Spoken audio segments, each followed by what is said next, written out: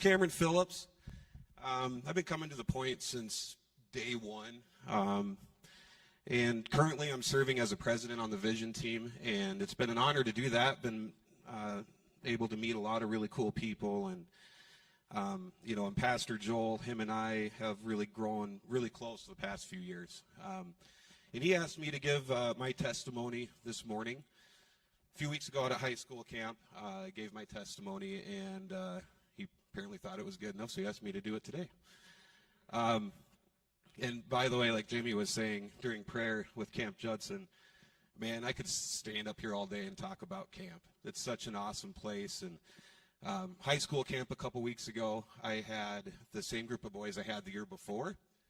And we even grew even closer and got to know each other even more. And yeah, that was hard, like to leave those boys and vice versa. And we're still staying in touch. We're talking every day, but it was such a cool week. It was such a special week. But anyway, so we're going to get into it here. I will say this. The story we're going to jump on, this time in my life, it's probably some of the hardest years I went through, and it was real raw, somewhat embarrassing, really. So you might need to bear with me a little bit with this. But I had a good childhood. I come from a family, we're a small family. I've got a younger brother. Him and I only have one actual cousin. And so real small family. We've always been really close. I have a mom and dad that love each other. They love their family, and they love God. And growing up, my parents did everything for us, and they took us on a bunch of trips. We went everywhere growing up. The icing on the cake with my childhood is I also had a set of grandparents that were heavily involved with my brother and I in our childhood. It was my mom's parents. And same thing, we'd go on trips. I don't remember one trip we went on that did not involve my grandma and grandpa. We were just so close, and like I said, a real tight-knit family. And my grandpa, that guy, he was a huge fisherman. We'd go anywhere, and there'd be a fishing pole in the back of the car. If not, he'd be dragging the boat along with. So everywhere we went, it was a fishing pole and a set of golf clubs. And I really kind of became his fishing buddy. And we'd go out fishing all the time, and there'd be a lot of times where if you see my grandpa with his boat, I'd be in the truck right along with him. And he, during the summer times when my brother and I were little, mom and dad were working full time. So grandma and grandpa would watch us quite a bit in the summer. And they were at that stage in their life and at that point in their careers where they had a little bit more flexibility. So I spent a lot of time with them. And I remember my grandpa, he used to be the executive minister of the American Baptist churches. And I remember going to work with him at the office, and then when he'd have to go visit churches, I'd tag along with. We'd go up to the Christensen farm up by Trent and do fish fries, and then camp. We were out at camp so much, and it was such a riot. He'd go out just for some meetings, and I'd tag along with, and we'd stay down in Cobb Manor. Grandpa would go do his meetings. I'd take off and go fishing, and when he'd get done with meetings, him and I would take off and go fishing. And that guy was such a huge part of my childhood, and I know I was a big point of his life too.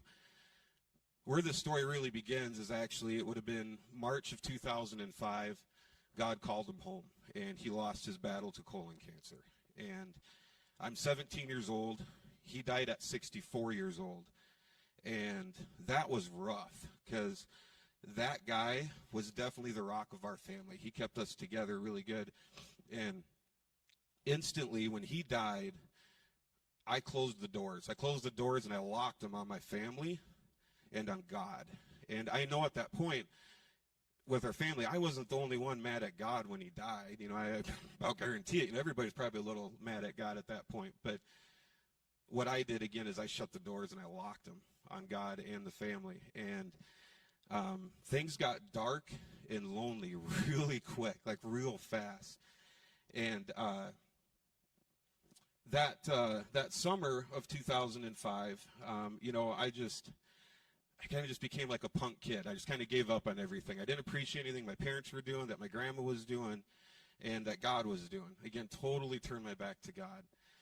So my parents knew like I needed some help. Like I was not in a good place at all. And so my mom actually hooked me up with a job out at good old Camp Judson for a summer. And I found this out when I was talking to my mom just a few days ago. Apparently she told Rich Callender before I got out there to treat him like I was his son and whip me into shape. And well, that all makes sense now. Now that she told me that, I'm like, oh, okay, this all makes sense.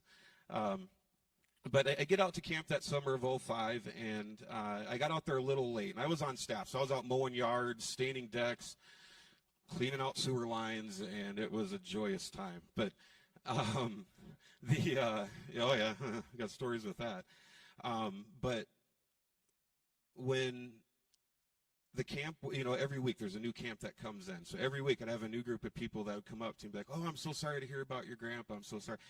And they meant well, and I get that. But that was torture for me because I'm at that point now where it's like, yep, the guy's dead. I get it, and it was just torture. I know they meant well by it. But that all aside, the biggest takeaway, and where God really blessed me that summer, was the guys I was working with. I'm 17 years old, working out at Camp Judson. I don't have mom and dad with me, so I got the freedom, right? And I thought it was just like, wow, this is awesome. Well, I was also living and working with a group of dudes that were college age. They were all going to USF. So 17-year-old high school kid living with a bunch of college guys. Like, my mind was blown. I thought it was the coolest thing ever. One of those guys was Pastor Joel. And so I got some stories. I got some dirt on that guy if you ever want to talk. After working with him for a summer. I'll tell you one real quick. So I got out there a little late, right? And for that summer, so I wasn't able to choose what bed I was going to sleep in. So I got stuck on the top bunk for the whole summer. Me, bigger guy, Joel, cute little tiny thing, right? He's on the bottom bunk, and I get the top bunk. And I'm like, this isn't fair. And if you've been out to Camp Judson, all of those bunk beds are wood. So every time you just sit on them or breathe on them, they creak and rattle a little bit. So and he says he doesn't remember this, but I think he's just in denial. But it wasn't every night. Almost every night, I'd be climbing up that ladder. The thing would creak, and Joel would be like, oh, like it was about ready. I'm like, shut up. And I'd crawl in bed, and then I'd roll over, and the bed would creak, and all of a sudden you hear this, oh, from Joel. And I'm like, really? But no, we had a lot of fun that summer. And again, that was when I really first met our pastor, and just those few short months, what an impact him and those guys had on me was crazy. I remember a lot. It was a really memorable summer for me that summer with those group of guys. And I mean, we'd be down in the fire pit, and we'd have fire going, and the flames are hitting the top of the trees, of those pine trees down there, and we're just it was fun. Yeah, it was cool. But anyway, that summer is now gone and done, and I get back home, and I was scared going back home after that summer, because if you've ever spent a week, especially if you're growing up out at camp, out at high school camp especially, like what Jamie said, that's a week of recharging your batteries. Like, it's a week you're not distracted. You're surrounded by God the entire week. So that whole week, God's just pouring into you, and it's awesome. It's an amazing week. Well, imagine working out there. It's like that all summer long, and it's like summer camp all summer long. And you get home, well, it wasn't like that, I mean, and I knew that, and I wasn't dumb back then either. I knew I had myself in a dark place, and I knew it wasn't good and all that. But get home, I'm scared, and get through the year, but still, I'm just being a punk kid. I'm not appreciating anything I'm doing that my parents are doing for me, that my grandma's doing for me. Still have my back turned on God, and I'm just digging that hole deeper and deeper that winter. It's just getting deeper. It's getting darker. It's getting colder, and not good. So fast forward summer of 2006.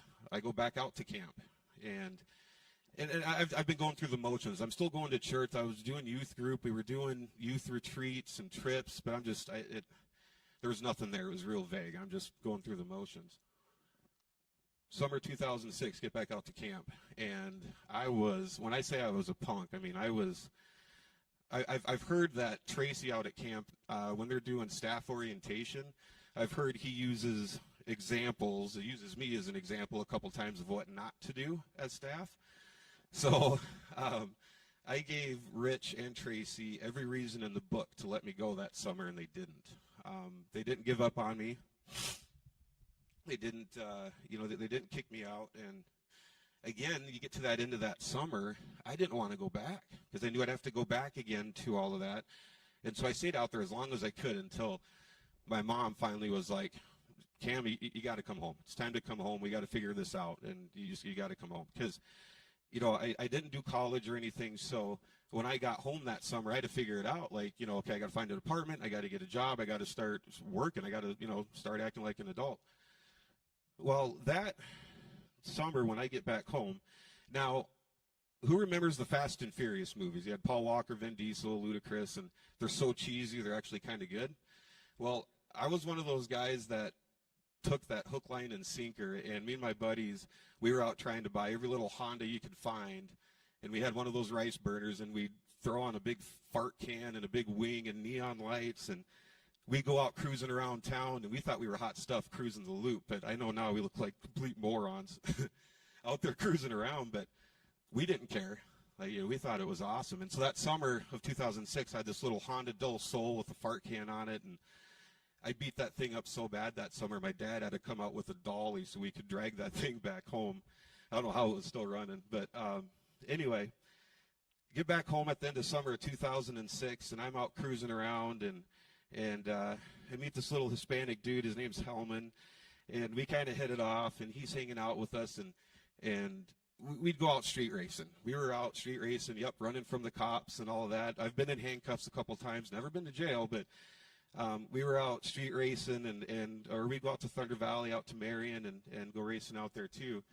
But and that was I met this guy named Hellman, and he kept on bugging me and another one of my buddies to, you got to come over and hang out. We got to work on my car a little bit. I need help working on my car, but let's just come over and hang out. So finally, me and my friend Josh, like, all right, we'll come over. So we go over to this kid's house. Again, his name's Hellman, and long story short here, we sit inside, we're sitting in the living room, and it's my friend Josh and then Hellman sitting on the couch. We could hear somebody's upstairs, and I go to Hellman, I'm like, hey, who's upstairs? And he goes, oh, it's my sister. And both Josh and I went, huh? Sister? And then sure enough, here she comes walking down the stairs, and she's my now wife, Z, she was walking down the stairs. She was wearing a white T-shirt, black pants with white stripes, and she comes walking down, and buddy Josh, I hit him on the knee, and she's walking down the stairs, and I go, dude, she's hot. Like, she's real hot. And then Hellman's like, that's my sister. And I go, yeah, she's hot. And before I could even introduce myself, my now wife is like, I don't have anything to do with my brother's friends, so don't even bother. And besides, I already have a boyfriend. And she walked away. I looked at my buddy Josh, and I go, bet. And so it was off to the races. And to be fair, the boyfriend she did have was kind of a scumbag, didn't take very good care of her anyway. So that was me justifying stealing her from her boyfriend. But so anyway, we and this whole time, remember, I still have the door closed to my family. I'm being a big jerk to my parents, to my grandma. I'm not. They're there. They want to help me, but I'm just being a jerk to them. I'm like, no, like, go away. I don't like. I was embarrassed by the position I got myself in with how I dealt with my grandpa's death, where I figured I was the only one that can get myself out of that hole. That, mom and dad can't help me, God can't help me, it's up to me. And obviously I was really wrong, but, so I'm still struggling with all of this. And in the midst of all that, I'm still trying to have fun, and we're out dinking around with our cars, we're out racing. I finally convinced my wife, Z, to go out on a date. And so we go out. Her favorite restaurant is Inca Mexican restaurant, and it's good. You got it, carne asada, the beans, rice. You have to get corn tortillas with it, and it's some good food. It's really good food. So we went out to Inca, and actually still we have our 17th wedding anniversary coming up in October, and every year for our anniversary we go to Inca. That's kind of our thing. Is every anniversary we always try to get into the same booth we had when we went on our first date, and so. Food was great, and after that we went to a movie. I can't remember what movie we went to, but I was wearing a pair of cargo shorts that were a size or two too big on me, and so I wasn't wearing a belt, of course, and go to grab the door at the movie theater to open it up for her. My shorts down to my ankles in front of the very first date with her.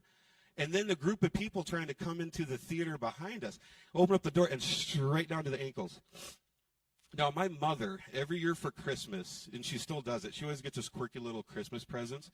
Well, she always had a thing. She'd buy us boxers that had some funny design on them. So I'm wearing one of those pair of boxers, and it was SpongeBob boxers. So shorts to the ankle, SpongeBob boxers in front of my wife with like 20 other people. That was our first date. It didn't scare her away. We were laughing it off, and yeah, we had a lot of fun. So we're going to fast forward a few months. We're dating and everything, and and to be fair, when my wife and I, I'll be honest with you guys, my wife and I first started dating, it was just a physical relationship. We really didn't know each other or anything, purely physical relationship. Well, after a few months, we started actually catching feelings for each other, and we did what made perfect sense. We broke up. Yeah, we catch feelings for each other, and we break up. And a couple months go by, and I get a call from one of her best friends back then, and she goes, Z won't admit it, and she's going to deny it, but she's pregnant with your kid. And I'm like, oh, all right, whatever, because she was always trying to start drama. I'm like, yeah, okay, whatever. Didn't really buy it too much. Well, later that day, haven't talked to Z in a couple months, I get a call from her. Hey, you need to come over. We need to talk. And I just went, uh-oh, that's not good. So I asked her, I'm like, well, are you pregnant? And it was quiet, and then I just went, okay, I'll be over there at your mom's house. So go over to her mom's house. Her mom's sitting at the kitchen table. She's sitting there. Now, my wife, she's Hispanic. Her whole family's Guatemalan, fun family, but my mother-in-law doesn't know English very good. So it was the most awkward, pardon my French, but butt chewing I've ever gotten, because my mother-in-law's sitting there trying to yell at me. Well, I can't understand what she's saying. She can't understand what I'm saying. So my poor wife was translating the butt chewing to me, and I'd have to be like, wait, is that you yelling at me, or is that your mom yelling at me? I'm like, who's yelling at me? So, but pretty much it was right then and there where I'm like, all right, well, if I'm going to father a child, I'm not just going to let that child grow up without a dad. So I already knew that right away. Like, I'm not going to do that. Like, I'm going to be committed to this child. But I said I was still in that mindset where I can fix it and nobody else can. Where I made this mess, I'm going to fix it. And still dark, lonely place in my life. I mean, I was lost beyond belief. I didn't know which way was up. Now I've got this girl that technically we're not even dating, and her and I are pregnant. And now I have to break this news to my parents. Because here's the big catch to all of this. I was 19 years old when this happened. My wife was 17. We were kids and pregnant. You talk about scary. That is just beyond scary. One of the scariest moments ever is that, crap, what do we do? I'm working dead-end jobs. I can't hold a good job. I'm dead broke. And it was my mom and my grandma convinced us to get married. They didn't force us, but they convinced us. And really, a lot of it was from my grandma Rowena. She really pushed it hard that we get married. And so go through all of that. And it was funny. So, I never even really proposed to my wife. And I guess I never said this out at camp, but this is how weird of a time it was. It was one night. We weren't married, but her and I were laying in bed. We were going to bed. And I remember rolling over, looking at Z, and I go, well, what do you think? Should we get married? And then Z goes, I don't know, I guess so. And that was it. That was literally like my proposal to my wife. That was literally it, because we were just we didn't know what to do. We're kids. We're 19, 17 years old. We have no clue what to do. And we were scared out of our minds. And we're just kind of like, yep, I guess so. And so Tuesday, October 2nd rolls around, and that was the day we got married. We got married at the Firehouse Underground, which is in the basement of the Gorley building downtown. And if you don't know what that is, it was a ministry outreach program. It was a coffee house, and the McCumbers managed it, and it was such a fun place. We hung out there almost every night, and that's where we had our wedding. And it was a true shotgun wedding. My beautiful wife back there, she was about ready to pop at her wedding. She was 9 months pregnant, and it was a real quick wedding. We had a really good taco bar. Remember that? That was a pretty good taco bar. But it was a real quick, real short wedding. It was just friends and family. And a few days later, now we get married. We're dead broke. Her and I don't have a place to call home. And we're going to have a kid here any moment. and it gets even scarier and scarier. It gets lonelier and lonelier and darker because I'm still stuck in the mindset where I can fix this. I don't need mom and dad. I don't need God to fix this. I can get myself out of this. And that just still, I mean, it was such a long and lonely road there, but some family pitched in. I had the door shut to my family. Family pitched in, and they were able to get us a place to live. And it was a single-wide mobile home, and it had a cool fireplace, and it even had an 8-track player, and the speakers still worked up in the ceilings, and it was pretty cool. But we couldn't use, like, the back half of the trailer. The floors were rotten. So family came in, and we did some work. We fixed up the trailer a little bit, and it was all because of my family. I couldn't afford to even go buy a box of nails, you know, and my family really stepped in and helped us out a lot to kind of get us going. And I'll never forget one of the first nights we're in that trailer, and my wife's sitting there 9 months pregnant, and I'm sitting there, and at this point I just finally found a job at Radio Shack in the mall. If you don't know, if kids don't remember what Radio Shack is, it's like a electronic store for nerds. You can buy diodes and capacitors, and you can build things. It was such a cool store. But Radio Shack in the mall, making minimum wage, and at that time it was like $7-something an hour. And I remember sitting in the living room of that trailer, just scared out of my mind because I'm like, oofta, like what did I get myself into? Like, you know, I just got a job. It's a dead-end job, minimum wage job. My wife's going to give birth any day, and, you know, it's just like, what do we do? In our car situation, it was an 88 Honda Civic hatchback that was completely rusted out. Thing barely ran, and I kept on just patching it together just to keep it running. And like, we lived on the west side of town. You wouldn't dare drive it over to the east side of town. Like, it wouldn't make it. And it was bad. It was bad. And there was holes in the floor, so the heat worked great, but in the wintertime, with the holes in the floor, you're getting, you know, it was snowing in your face in the middle of winter. That was a great car. But we were rough. We were in a really, really tough place. We didn't know what to do. We're lost, and how easy it would have been at that very moment for me just to be like, all right, God, I need you. Like, I so need you in this. I didn't do that. I was still like, I can fix this. I can do it. A week later after that, Z goes into labor with our oldest, Alina. And again, we're teenagers, 19 and 17. We're sitting up at the hospital at Sanford. And poor Z had a really long labor with Alina. It was like 8-10 hours, like close to 10 hours, wasn't it? And there at the end, we started to lose the heartbeat from the baby. And we're like, uh-oh, like something's up. And the doctor's like, yep, it's go time. And even she goes, here, grab her leg, grab Z's leg. So I grabbed Z's leg while she's giving birth because it was kind of like, we got to go now. And Alina comes out, blue as a blueberry, and the umbilical cord wrapped around her neck like a noose. Scared the crap out of me. The doctor still even had the nerve, hey, do you want to cut the umbilical cord? And I'm like, no. In my head, I'm thinking, we got bigger fish to fry than me cutting the umbilical cord. But I'm like, no. And so they get her up on the table thing, cart thing that's got all the lights and stuff, and they're shaking her like a rag doll, and they're patting her back, trying to get her to start breathing, and they finally did, and she takes this big, huge breath and does this scream, and they literally turn around, and they hold her up, like, okay, here's your daughter, all right, bye, and they rush her off to the NICU. And Z and I are just kind of like, what just happened? You know, like, we're borderline freaking out. And finally, like, you know, the doctor came back and was like, all right, she's going to be fine. And they had her, like, in this, like, oxygen tank thing up in the NICU and stuff. And I was able to go up and feed her for the first time. And I remember sitting there with her, and they had her all, you know, stuff plugged into her, and they let me hold her, and I'm feeding her with this little bottle, and she's just, you know, she could almost, tiny little thing, just a baby. And that's a moment I'll never forget. But one thing I never did with the birth of my oldest daughter, I never even thanked God for that. Like, we went through so much leading up to her birth, and at this point we're still scared. We don't know what to do yet. But not once did I just stop and say, thank you, God. Thank you for this beautiful baby girl. I never did it. And, you know, that's something I got to live with now. But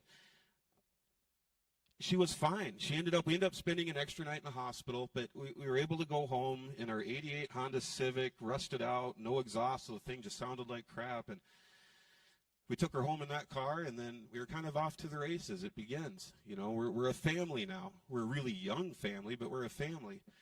And I'm working at Radio Shack still, minimum wage, and it is a struggle. Every night I'd lose sleep because, like, how am I going to pay for our lot rent? How am I going to pay for our electrical bill? I don't have any gas money. How am I going to get to work? And it was a really stressful time, but still, again, completely back turned to God, and to mom and dad, and just still just trying to do it all on my own. And then I became really selfish and, quite frankly, the biggest jerk to my wife, because she's at home with her newborn baby. I'm more concerned about hanging out with her brother Hellman and our buddies going out racing. So I'd leave her at home with the baby, and I'd be gone till 2, 3 in the morning out racing. And we did that a lot. Like, we go down to Omaha and street race, and we're getting chased out by cops and everything. I'm just out being stupid, and she's at home taking care of a baby. And, so it was not fair to my wife at all. And at that age, I still had a lot of growing up to do, obviously a lot to learn yet. But she stuck with it. I gave her every excuse in the book to leave me, and she didn't. She stuck right with it. Then we get to 2008. We get pregnant again. And, usually when you have couples get pregnant, it's like, oh, congrats. Like, oh, that's awesome. Good job. It wasn't for us. It was more of a, what are you doing? We're dead broke. We can't even afford the one kid we have. So we got a lot of that. Like, what are you thinking? What are you doing? Well, a few months into that pregnancy, we had a miscarriage. Z ended up having a miscarriage, had a couple little complications from that. And the doctor made it very, very clear, do not get pregnant within the next year because we'd run a high risk of special needs, baby, birth defects, all of that. Well, a couple months later, guess what? We're pregnant again. And we go to the doctor, and I'll never forget this because I laughed a little bit. She goes, just because I wasn't expecting it from the doctor, she comes in and she goes, what did I tell you guys? What were you thinking? And I'm kind of like, sorry, type of thing. And, but the doctor goes, no, this isn't a laughing matter. Like, what did I tell you guys? You run a high risk of special needs kid now. And then we're kind of like, oh, you're being serious? And I swear that lady could have murdered us because we're just kind of like, oh, you were being serious? And she goes, yeah, why would I? Anyway, so now we're nervous for this pregnancy. So we get pregnant again right after the miscarriage, and we're really nervous. And even the doctor's appointments took a little longer because the doctors were worried too. Well, then July rolls around, July 2009. It's actually July 9th, 2009. Z goes into labor with our youngest daughter, Lauren. And that was a real magical moment for me because not only Lauren was fine, she was just fine. Like, there was absolutely nothing wrong with her. She was a healthy baby. But that birth happened so fast that none of our family could get up to the hospital in time. Because actually we told them, because the doctor even said, too, you got a couple hours, your family can take their time coming up here. And they're like, all right, cool. 10 minutes later, doctor comes in, oh, time to go. Let's go. Time to give birth. And we're like, oh, okay. So it just ended up being Z and I in there. Her mom wasn't in there. Her sister wasn't. My mom wasn't in there. It was just us two and the doctor. She gives birth to Lauren, and it was one of the most intimate moments I've ever had as a dad. The doctor grabbed Lauren, wiped her down, got all the yucky afterbirth off her. But it was funny because she goes to put the baby up on Z's chest and put Lauren up there, and Z was even like, ew, as she's taking Lauren, because she's still kind of covered in the stuff. But then the doctor gave us a minute, and she left the room, and it was just her, myself, and Lauren. Right there, I could have stopped and been like, God, thank you. Like, we were so worried we were going to have a special needs kid. And she comes out perfectly healthy. She's Lauren. We love her to death, but she's perfectly healthy. And not once did I thank God for that. Again, I'm still just being a jerk. I got my back turned to God, back turned to my family. Not even a simple thank you to God for any of that. And then we get home with Lauren, and now we have our family. We've got our 2 daughters. We have Alina and Lauren. And, now it's like we really got to figure things out because now we're parents to 2 kids. We're dead broke. We were on every single bit of state assistance, government assistance that you can think of. Every little bit of it. We were on food stamps, WIC, everything. And I remember being so embarrassed. We go to Hy-Vee to get groceries. I pull out the food stamps card out of my wallet, and I'd look around to make sure there's nobody around that I knew before I'd whip out the food stamp card. And that was, that was just some crazy times back then. And still trying to find a good job and everything. Z finally lands a good job at Sanford and starts working her way up through the food chain there. I finally end up getting a good job at a dealership here in town. Ended up working through the food chain there for well over a decade, and we ended up finally getting a couple really good jobs. And we feel like, hey, we're finally turning things around. Things are on the up and up. We're making some money. Hey, we can pay our bills. Like, holy cow, that feels good. And things were feeling great. Still, the whole time. This time I'm starting to open up the doors a little bit to my family. I'm starting to realize, yep, I was a royal jerk to my parents and my grandma. So at this point, I'm starting to apologize to my parents and my grandma and trying to make things up, make things right with them. But for whatever reason, I still had the doors closed and locked to God. Like, totally just, nope. And he was there, and I know he was there. And even though I had the door completely closed and locked to God, he still blessed me with a wife that's willing to put up with me and 2 beautiful daughters that are healthy. And actually, those girls, real quick, proud dad moment. I am so proud of those 2 girls. They've been out at Camp Judson all summer long, working in the kitchen. And I was talking to Danny at the end of high school camp, and she just loves those girls. And she kept on saying about their willingness to serve. It can be the dirtiest, yuckiest job. And one of my girls would be like, all right, yep, I'll do it. I'll take care of it.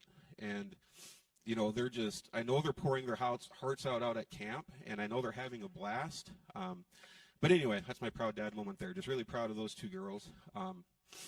But so those next few years, we're just trying to figure things out. And like I said, we finally get a good jobs, and we moved into a duplex that we thought was awesome. It was this really nice duplex and stuff, and things are on the up and up. Again, my back's still turned to God, but but I'm thinking in my mind, hey, I did it. I fixed it. I got it all taken care of. We're good.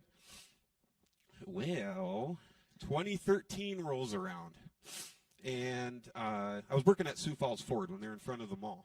And that little road that goes around the mall? I'll make this story pretty quick because a couple of you guys have heard it, and it can be a long one. But anyway, I was walking to my truck, which was in the mall parking lot.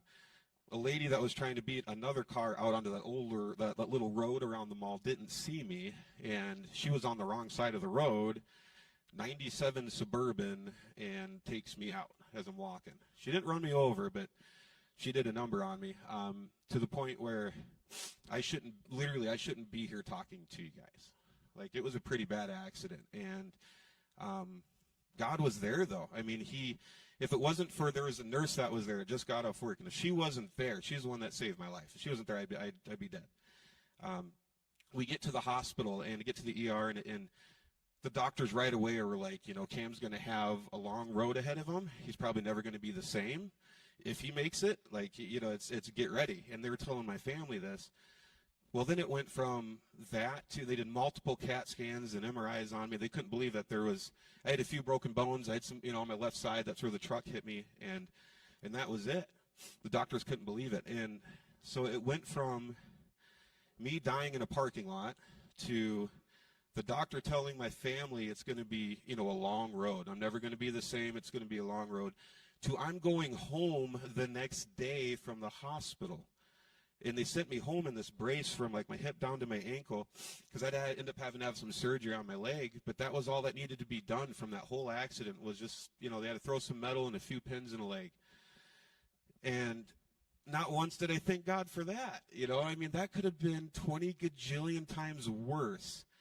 And I was home the next day. This happened, it was the Wednesday before Memorial Day of 2013, so the end of May of 2013. I'm back to work August 1st. I'm still in crutches and wearing this brace, but I'm working just a couple months later after this accident. And then God provided during that time, our bills got covered. We didn't have to worry about covering our bills when I wasn't working for 3 months. My job secured my position. They're like, you got a job when you come back, don't worry. So God took care of us there. Like I just jumped right back on the saddle, went back to work, and and we're off to the races again. Still at this time, I'm open the doors back up to family, but to God, for whatever reason, no. Like I still even had that door locked. I even didn't have the door cracked open yet. And about a year later after my accident, so it's 2014 now, we buy our first house. And my wife and I are in cloud nine because now we're kind of like, yeah, look at what we did. It's like we started with literally nothing, to now, it's like, hey, we bought our first house, right? Like, so we were really proud of that. Like, we worked our tails off so we could get to the point where we could buy our first house as a family. We buy new furniture for the house, and we just get everything set up, and we're living on cloud nine. It was just going great. Well, that summer of 2014, wife goes in for a checkup, and she gets a call from her doctor saying, hey, after her checkup, and she goes, hey, you need to come in. We need to talk. And it was the C word. And so we go in, and it was cervical cancer. And make a long story short there, she had complications from the miscarriage, led to cervical cancer, and we were given an option. Well, we were told it's not a matter if they could cut out the cancer that was there, but it wasn't a matter of if, it was a matter of when it was going to come back. So the doctor recommended to my 25-year-old wife a total hysterectomy. No more kids. And that was scary. That was when it really hit me where this was out. Like I couldn't do anything to fix this. And when that cancer word comes up, it's just so much scarier to begin with. And I'm sitting there now, my wife's being told she has to have a total hysterectomy. We can't have any more kids. And even though we were saying that, like, oh, that's fine, we don't want any more kids, because if at this point now our girls are getting a little older. I mean, they were 6 and 7-ish, weren't they? See, around there.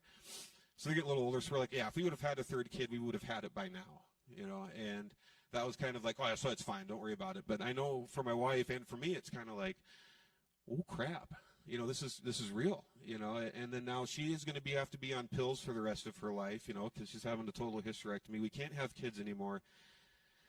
But that's what it took to take care of everything. And that's when I really kind of opened my eyes again to God. And I remember when she was actually in surgery, I'm out there in the waiting room while she's having the surgery. And that was when I kind of like opened up my eyes again. I'm just kind of like, I remember praying. I'm like, all right, God, I'm sorry. And I'm like, and it was almost like it was a game he was playing. It wasn't, but I was like, all right, you win. And now I think back on it, I'm laughing. I'm like, what do you mean you win? Like, it wasn't even a game he was playing, but I remember going to God. I'm like, you win. I'm like, I need you. I can't, obviously I can't do this on my own. And it took me 9 years, 9 very, very long years, painful years, embarrassing years, dark years to realize that, well, guess what? It doesn't matter if you're up on a mountaintop or down in the valley, you need God. Like, you can't live this life without him. And obviously you need your family and friends along with that, but holy cow, if you need God in your life. And I'm going to kind of wrap things up here a little bit, and I want to read some scripture for you guys. And read from Matthew, and it's chapter 8, verses 19 and 20. And it reads, Then a teacher of the law came to him and said, Teacher, I will follow you wherever you go. Jesus replied, Foxes have dens and birds have nests, but the Son of Man has no place to lay his head. I'm always one that kind of struggles with Bible verses and understanding them, so I have one of these really cool study Bibles, and it kind of gives a breakdown of the verses. And for me, this is just what really hit home, and I'll read this. This is a little section out of this is like the breakdown of the verse, of those verses in my study Bible, and it reads, Following Jesus is not always easy or comfortable. Often it comes at a great cost and sacrifice with no earthly rewards or security. Jesus didn't have a place to call home. You may find that following him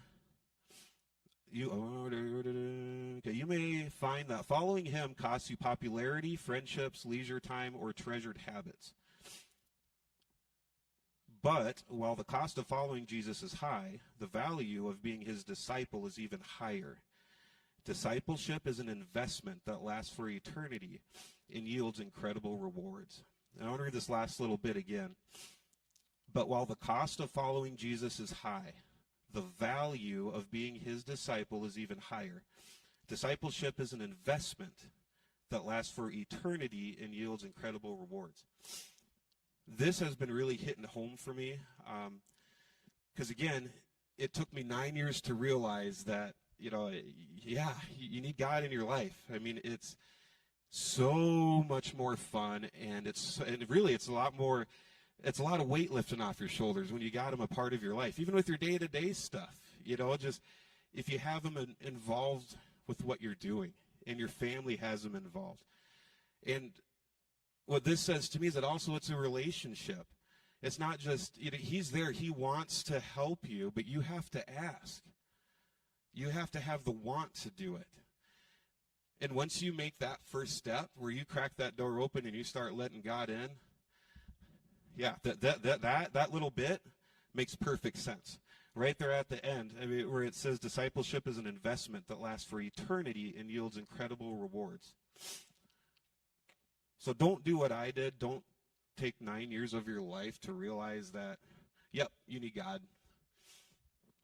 Because like I said, once you do open up that door and you let him in, you're up on a mountaintop. Life's going great, and it's going perfect. And you're centered on God during that mountaintop's even higher. It's great. It's so much fun. But if you do slip down into a valley and you're centered on God, that valley's not that deep. It's not as dark. You'll still get through it, but it's even better off if you're surrounded by God. So, let's pray.